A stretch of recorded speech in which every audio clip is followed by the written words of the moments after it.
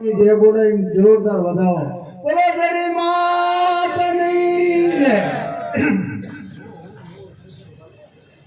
પધારેલા સંતો ભક્તો મહંતો વડીલો માતાઓ ભાઈઓ તથા બહેનો પ્યારા આત્મબંધુઓને મારા કોટે કોટે વંદન છે। ખરેખર આજ તો વાણીનો વરસાદ વરસાઈ દીધો છે અને વાણીએ પછી પૂરથી આધ્યાત્મિક ને ભૌતિક બે ભેરું ભેરું ચાલતું હતું એટલે વાણી પાણીનો તો કોઈ પાર જ નથી। એટલે જો કદાચ 4 મહિના લાગઠ વરસાદ થાય ને બાબુ તો ખેડૂત માગી જાય। 4 મહિના લાગઠ વરસાદ વરસે ને તો ખેડૂતને મજા ના આવે, વચ્ચે થોડી ખરેર આવે ને અને બીજ હોવાય તો મેળ પડે ને મેળ ના પડે બાબુ। એટલે ખરેખર સંતો મહાપુરુષોની વાત જોરદાર છે। સંતોએ ખૂબ પીરસ્યું છે અંદર અને બહુ સમજવાની વાત આપણને સમજાઈ દીધી છે। એટલે હવે તો આપણે એના ગુણગાન ગાયક અને ગુરુ મહારાજના ગુણગાન જ ગાવાના રહે, બીજું કાંઈ રહેતું નથી બાપુ। એટલે જગતની માલિકો संत नावत संसार में जल जात ब्रह्मांड ज्ञान केरी लहर छोड़त ठारत ठामो ठाम। जो आवा संतो महापुरुषो ना हो जगत में तो आ जगत आखू भड़के भरी जात बाप।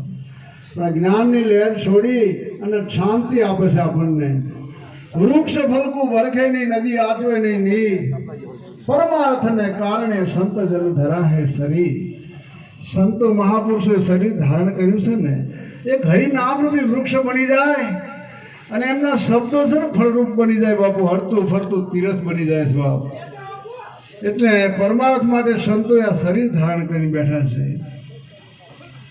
એટલે જગતની માલિકો સંતોએ તો ખૂબ ઉપકાર કર્યો છે આપણો અને એમનો ઉપકાર તો આપણાથી ભૂલાયો જ નથી। એટલે ગુરુ કા મહિમા મેં ક્યાં કહું, રવિદાસ કહે રચના એક, सहस्त्र मुक्ति कथी सक्या नहीं शेष महेश। सदगुरु परमात्मा नो महिमा गुणगान के सुख गई सकूं। रवि साहब के मारे एक रचना से सहस्त्र मुख वाला शेष नारायण महेश जीवा सदगुरु परमात्मा ना गुणगान गाता गाता थाकी गया से बाप।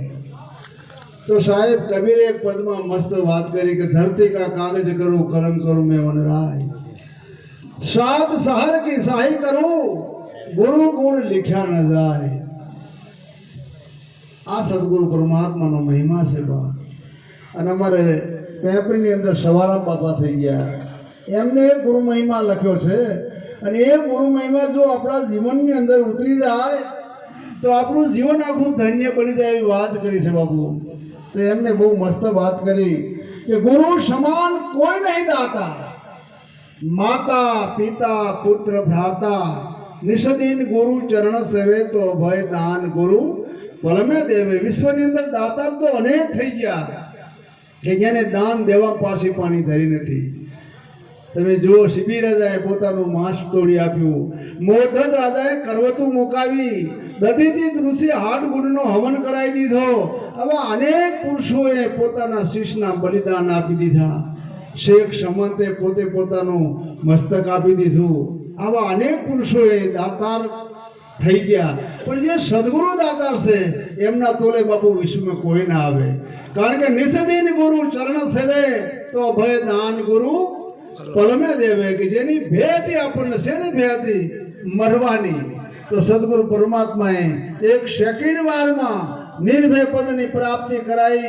અભય દાન સદગુરુ પરમાત્માએ આપણને આપી દીધું। પારક ગુરુ મળે જો પૂરા, निश्चित वर्ष है नूर में नूरा। पारक गुरु मरी जाए तो ज्ञान द्वारा जीवनी जात शू से परखावे बापू। भाग त्याग लक्षारत करी जीव ईश्वर मायनो भेद जम सेम सदगुरु अपन समझावे से बापू। तो पारक गुरु मरे जो पूरा निश्चित वर्ष है नूर में नूरा। गुरु शिष्य होए दोनों साचा तो प्रगटे प्रेम ज्योत प्रकाशा। गुरु ने शिष्य जो कदाच બે માં હાથ પ્રગટ થઈ જાય તો અવશ્ય પ્રેમની જ્યોત જાગે છે બાપુ। આમ જો આ ગાભારામ બાપાને ના ચવેલીથી શું નામ છે હે પ્રહલાદ બાપુ, આમ જ્યોત ખરા આ જ્યોત જગાઈ દીધી ને તરમાં।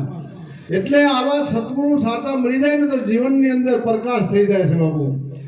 गुरु को कामी क्रोधी देखे तो તાકા કર્તવ્ય જાય એટલે કે હજારો જીવોનો ઉદ્ધાર કરતા હોય એવા સદગુરુ પરમાત્મા હોય અને એમને આપણી આ દ્રષ્ટિમાં જો કદાચ આવું દેખાતું હોય તો એનું કરેલું કર્તવ્ય બધું લેખે જાય છે બાપ કે જેમ 1000 મણ લાકડું પડ્યું હોય અને એની અંદર એક હુતાસન એટલે ટેગારી અડી જાય અગ્નિની તો સેકન્ડ વારમાં નાશ થઈ જાય એમ ગમે એટલા વર્ષોનું સુકૃત કાર્ય એકઠું થયું હોય પણ એક આટલા સંકલ્પથી બધું નષ્ટ બની જાય છે ગુરુ સંતોષી આંગણે લાવે કોટી તીર્થના ફળ પાવે અરે ગુરુના ચરણા પૂજે કોઈ હું ને મારું મટી જાય દોય ગુરુ ગુરુ જાપ મુખથી બોલે તો અમર દ્વારા સુન મેં ખોલે વેદ પુરાણ પડે જો કોઈ તે ફળ ગુરુ પૂજવાથી હોય ગુરુ પર લગ્ન નિશ્ચિત લાવે તો શૈતાન કાળ નજીક ના આવે 8 પોર ને 32 ઘડી જો સદગુરુ પરમાત્મા સામે લગ્ન લાગી જાય ને પછી કાળ તમારી જોડે ના આવે બાપ ગુરુ પર લગ્ન નિશ્ચિત લાવ તો શૈતાન કાળ નજીક ના આવે ગુરુ गुरु गुरु जाप मुक्ति बोले तो अमर द्वारा सुन में खोले वेद पुराण पढ़े जो कोई ते फल गुरु पूजवाती होय सदगुरु परमात्मा के वेद पुराण जो भजे से पढ़े से खाली सदगुरु पूजन करो तो ये फल नहीं जेटલું લાગી જાય કે છે જાત વર્ણ ગુણ ભેદ ન ભાળે ગુરુની પતંગમાં આખર લગી પાડે શ્વાસો શ્વાસ સમરણ ગુરુ કેરો સહેજ में मटे बहु सागर न फेरो सदगुरुना देश में આવું કઈ છે નહીં જાત વર્ણ ગુણ ભેદ આવું કઈ છે નહીં પણ અજ્ઞાની જીવોની ભ્રાંતિ બગાડવા માટે મહાપુરુષોએ ગ્રંથોની અંદર લખવું પડ્યું કેવું લખવું પડ્યું કે મેઘધારો જ્ઞાતિના હરિજન હતા એની છત્રછાયા નીચે રાવણ માલદે રૂપાદે જેસલ તોરલ કતિપસા બાદશાહ હુરલભાઈ ખીમો કોટવાલ ધણી રામદેવજી ડાલીભાઈ અને સંતો અલગ અલગ જાત અલગ અલગ કુળના હતા પણ એ બધા એકતાનો આનંદ માણી પરમાત્માના પદને પામી ગયા બાબા ગુરુ દુભે તો પૃથ્વી કંપે અસુર જુગ જુગ નહીં જંપે